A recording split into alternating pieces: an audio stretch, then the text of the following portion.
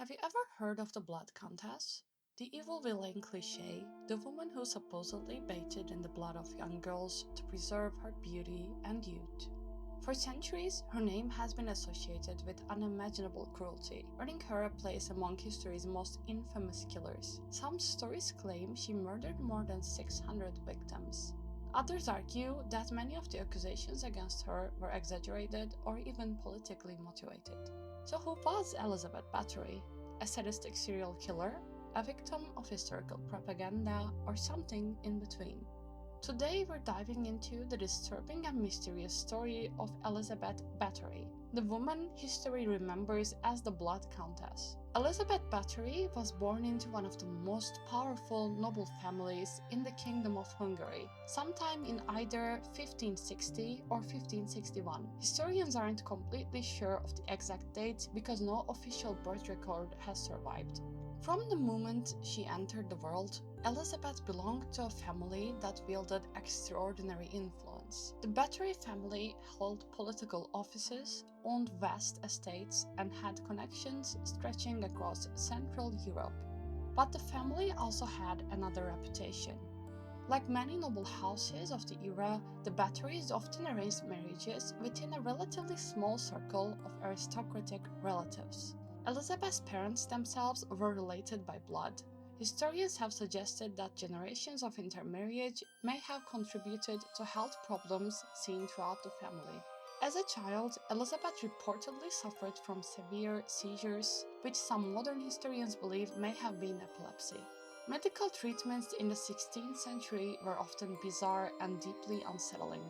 Physicians believed that epilepsy could be treated through various blood-based remedies. Some treatments involved using the blood of healthy individuals. Others called for ingredients that would be considered horrifying today. Whether these treatments actually influenced Elizabeth later in life remains unknown, but some writers have speculated that her exposure to blood-related medical practices at a young age may have contributed to the legends that would later surround her.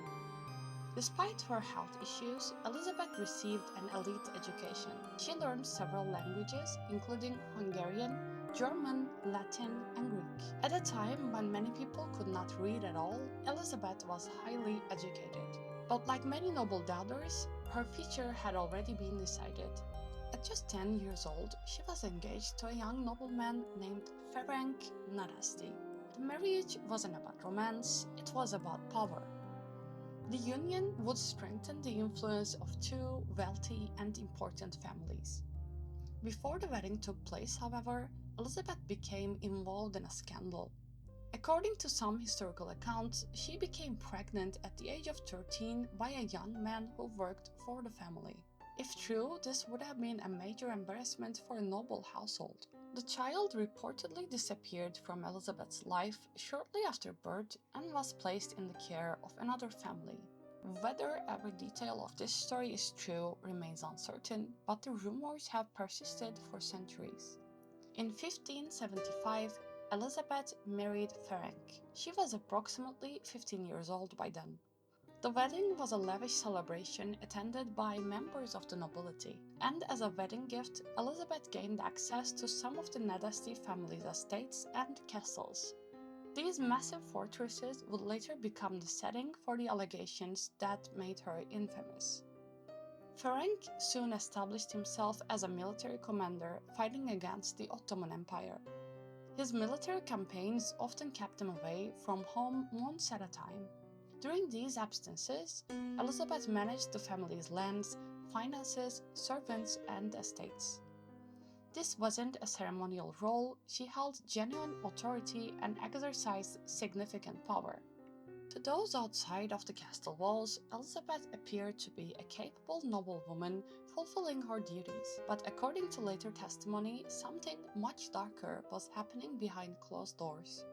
The exact beginning of Elizabeth's alleged crimes remain unclear. Some reports suggest that she began abusing servant girls during the 1580s or 1590s. At first, the victims were typically young peasant girls. Many were promised employment within the castle. For poor families, a position serving a wealthy noble household could seem like an incredible opportunity. But according to witnesses, some of these girls were never seen again. Over time, stories began to spread. Servants whispered about brutal punishments, missing girls, screams echoing through the halls, and the Countess with a terrifying temper. The testimonies collected later described acts of extreme cruelty. Victims were allegedly beaten with rods and whips. Some were burned with heated metal objects. Others reportedly suffered starvation, exposure to freezing temperatures, or prolonged confinement. Witnesses described injuries so severe that many victims died from the abuse. Some of the accusations became almost impossible to comprehend. Stories emerged of flesh being bitten from victims' bodies, needles forced beneath fingernails, girls covered in honey and left exposed to insects. Many of these accounts came from servants and accomplices questioned during the investigation. Determining which details are completely accurate and which may have been exaggerated is difficult centuries later. But even if only a portion of these testimonies were true, the picture that emerges is horrifying. As the years have passed, the accusations grew. According to some reports, Elizabeth no longer targeted only peasant girls. She allegedly began focusing on daughters of lower-ranking noble families as well. These girls were often sent to noble households to learn etiquette and proper courtly behavior. Instead, some reportedly disappeared, and that changed everything. When poor families lost daughters, authorities often paid little attention. But when noble families lost daughters, powerful people started asking questions. Rumors that had circulated for years suddenly became impossible to ignore. The situation reached a breaking point in 1610. Count Georgi Turzo, one of the highest-ranking officials in Hungary and a man connected to the Bathory family, launched an official investigation. By this point, stories about Elizabeth had become widespread. Witnesses were interviewed, servants were questioned, and evidence was collected. Then came the moment that would define the case forever. In December of 1610, Turzo arrived at one of Elizabeth's castles. Accounts differ regarding exactly what he discovered. Some reports claim he found dead victims, and others state that he encountered girls who had been injured and were still alive. Elizabeth's servants and alleged accomplices were arrested. Under interrogation, several confessed to participating in or witnessing the abuse. Some claimed that hundreds of girls had died. One particularly famous claim came from a servant who alleged that Elizabeth had recorded the names of over 650 victims in a private notebook. The problem is that no such notebook has ever been conclusively verified. As a result, historians continue to debate the true number. Was it dozens, hundreds, more than 600? It is not known for certain. What is clear is that authorities believed enough evidence existed to take action. Elizabeth's alleged accomplices faced trial. Several were convicted and executed. Elizabeth herself, however, presented a problem. She was not an ordinary criminal. She was a member of one of the most powerful noble families in the region.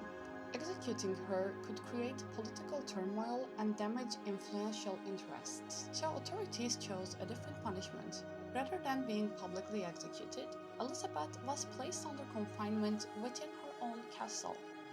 Popular retellings often claim that she was literally sealed inside a room with only a small opening through which food was passed. Some historians debate the exact conditions of her imprisonment, but she effectively spent the remainder of her life isolated from society. There she remained for nearly 4 years. Then, in August of 1614, Elizabeth Báthory died. She was around 54 years old. There was no dramatic execution, no final confession, no public spectacle. The woman accused of committing some of history's most shocking crimes died quietly in confinement. But the story did not end there. In the centuries that followed, the legend of Elizabeth Báthory only grew. Writers, historians, and storytellers added new details. The most famous claim of all was that she bathed in the blood of virgins to maintain her youth and beauty. It's a story that appears in countless books, documentaries, movies, and videos. But there is a problem. Most historians believe there is little contemporary evidence supporting the blood-baiting story.